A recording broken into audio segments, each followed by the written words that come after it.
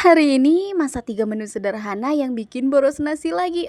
Masya Allah banget untuk menu kali ini bener-bener enak banget ya. Di sini aku ada nyayur, pokoknya tangkil muda yang aku masak santan, ada sambal goreng daun bawang dan goreng ikan asin. Halo guys, assalamualaikum. Balik lagi di rutinitas yang hari aku. Semoga kalian gak bosan-bosan ya nonton videonya. Ah ya, sebelumnya ini tuh masih lanjutan video yang kemarin ya, yang aku upload kemarin. Berhubung karena masih ada ya, ini aku editing aja. Hitung-hitung lumayan kan untuk sekedar nambah-nambah durasi. Nah, di sini tuh ceritanya ini udah sekitaran 3 hari yang lalu ya, suami itu tuh ada ngambil sawo di belakang rumah mertua dan ini tuh posisinya udah kelar juga kita cuci sampai bersih. Dan alhamdulillah untuk hari ini si sawo yang udah kelar kita peram ini udah pada mateng ya, walaupun masih ada lah ya sebagian beberapa biji yang masih mentah, tapi ini lebih banyak yang udah mateng ketimbang yang belum guys. Nah, kali ini aku tuh VO-nya ditemenin sama suara burung perkutut yang lumayan merdu ini. Jadi kalian nikmatin aja ya. Dan oke, karena di situ tadi untuk buah sawonya udah pada mateng ya, walaupun ada lah di situ tadi satu ya yang udah pada bopeng sama tupai. Dan karena aku tuh belum kepengen makan sawo, jadi ini untuk videonya aku lanjutin di keesokan harinya ya, yang mana waktu hari Selasa kemarin aku tuh sempet ke pasar. Nah, ini dia salah satu yang sayuran aku beli di pasar ya kan, ada daun tangkil, pucuknya kayak gitu sama tangkilnya juga. Kalau untuk pucuknya sendiri sih menurut aku lumayan murah ya, soalnya per ikatnya cuma di 2000-an aja harganya. Makanya setiap kali ke pasar aku tuh jarang banget skip yang namanya pucuk tangkil. Nah, ini aku belinya sekitaran harga 12.000, jadi dapat 6 ikat. Sementara kalau untuk buah tangkilnya sendiri jangan ditanya, mungkin karena ini tuh posisinya belum musiman ya kan, jadi harganya lumayan mahal. Itu kemarin aku beli 1 kilo dan harganya 20.000. Mantap nggak tuh?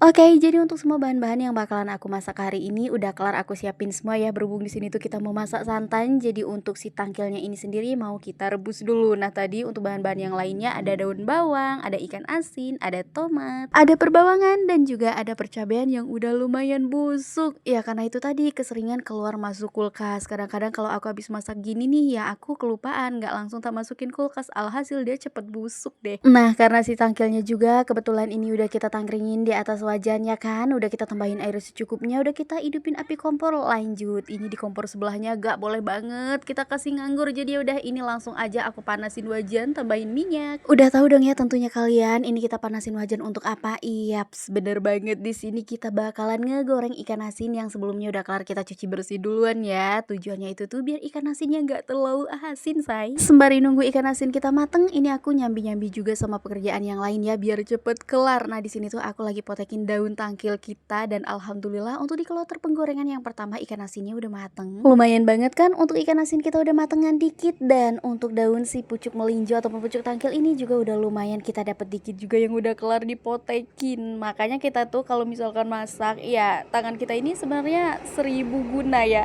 ataupun 1000 fungsi. Ya udah, biar ikan asin kita cepet kelar nggak usah disebut-sebut lagi, ini aku tunjukin ikan asin yang udah mateng tadi. Dan sekarang alhamdulillah juga sih untuk daun melinjonya ini juga udah kelar aku potekin. Di sini aku cuma pakai 2 ikat aja. Dan untuk sisa yang lainnya ini udah kelar aku masukin ke dalam kantong kresek karena bakalan kita simpan di dalam kulkas untuk kita masak besok-besok ya. Nah, di sini juga tadi udah ada perbumbuannya, ada serai sama lengkuas yang udah dihalusin, ada asam kandis, beberapa lembar daun salam, dan untuk bumbu halusnya di sini aku cuma pakai bawang merah, bawang putih sama cabai rawit. Udah, ini langsung aja kita ulek-ulek ya kan. Jangan lupa kita tambahin sedikit garam kasar. Soalnya ya kalau aku pribadi setiap kali ngulek perbumbuan itu wajib aku tambahin pakai garam ya, tujuannya itu tuh biar nggak terlalu licin, terus untuk perbumbuannya juga cepet halus sih menurut aku. Ya udah, ini kita lanjut dulu melipir ke perkomporan.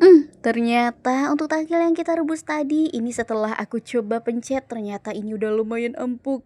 Tapi siapa sangka di sini juga kulit tangan aku rasanya lumayan lonyos nih. Sebenarnya emang salah aku sendiri juga sih, udah tahu posisinya masih panas nekat mau dipegang. Ya elah. Mungkin mau sok-sok jadi jagoan kali ya.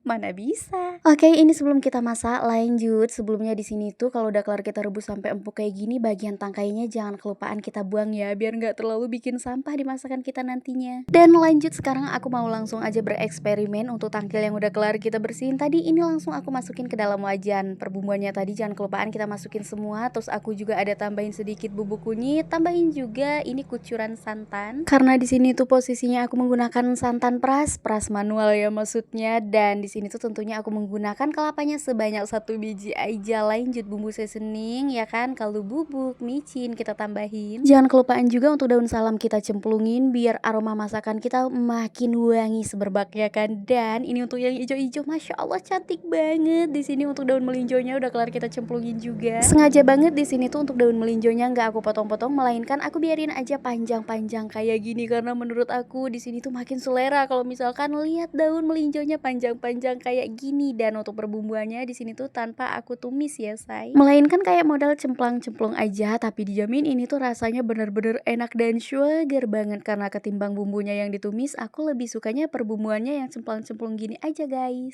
Tahu-taunya video kita udah loncat aja nih, dan sekarang aku tuh lagi tumis-tumis perbumbuan untuk kita bikin sambal daun bawang. Nah di sini aku cuma pakai bawang merah, bawang putih, cabai rawit sama tomat. Udah, ini lanjut aja kita gongsrang-gangsreng. Kaldu bubuk udah kelar kita tambahin, masukin micin, masukin juga sedikit garam. Pokoknya tinggal koreksi rasa lah ya, apa aja yang kurang tinggal kita tambahin. Dan ini yang terakhiran tinggal aku cemplungin untuk irisan daun bawangnya. Alamak sambalnya bikin lapar. Sambalnya udah kelar kita masukin ke dalam mangkok. Jangan kelupaan untuk sayur tangkilnya tadi, jangan sampai kalah saingan. Ini kita masukin juga ke dalam wadahnya masing-masing. Ikan asin akhirnya nongol juga nih. Nah loh, alhamdulillah masya Allah tabarakallah, untuk ketiga menu kita hari ini akhirnya udah rampung juga, udah kelar juga. Jangan kelupaan kita tutup pakai tudung saji kayak gini biar nggak terkena kotoran yang jatuh mengenai makanan kita. Karena pasangan suami istri ini mau lanjut makan, jadi sampai ketemu lagi di vlog aku berikutnya ya. Bye bye.